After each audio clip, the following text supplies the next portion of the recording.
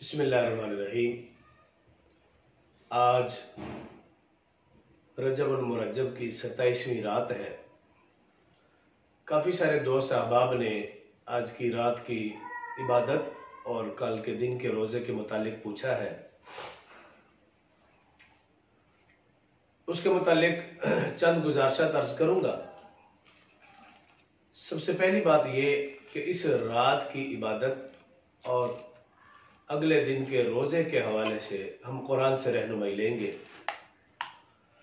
तमाम मुफस्सिरीन ने लिखा कि इस रात की इबादत के मुतालिक कोई एक भी आयत मुबारका नहीं है।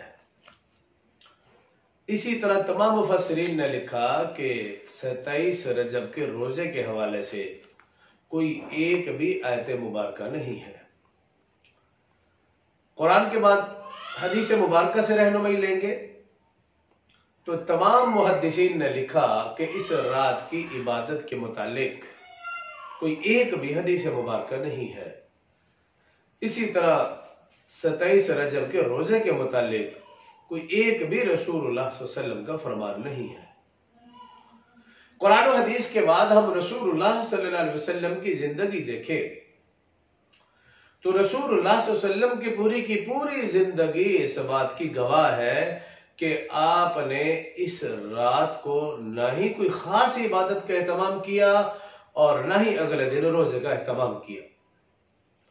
रसूलुल्लाह सल्लल्लाहु अलैहि वसल्लम के बाद सहाबा इकराम रिज़वानुल्लाह अलैहिम अजमाइन की जिंदगियां देखें, उनकी जिंदगियों में भी इस रात के मुतालिक कोई खास इबादत का एहतमाम या 27 रजबुल मुरज्जब के रोजे का कहीं भी जिक्र नहीं मिलता। बल्कि एक बात जरूर है कि हजरत शेखुल इस्लाम हजरत मुफ्ती तकी उस्मानी मुद्दजिल्लहु अपनी किताब इस्लाही खुतबात में उन्होंने लिखा कि एक दफा सैयदना उमर फारूक रज़ियल्लाहु अन्हु ने 27 रजबुल मुरज्जब के दिन रोजा रखा तो रसूलुल्लाह सल्लल्लाहु अलैहि वसल्लम ने उन्हें हुक्म दिया कि तुम रोजा तोड़ दो।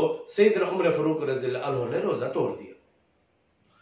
इसी तरह आप ताबईन, तबा ताबईन, अहले बैत इज़ाम, औलिया इकराम की जिंदगियों में देखें, इस रात के हवाले से कोई खास इबादत का एहतमाम न था और न ही रोजे का एहतमाम था।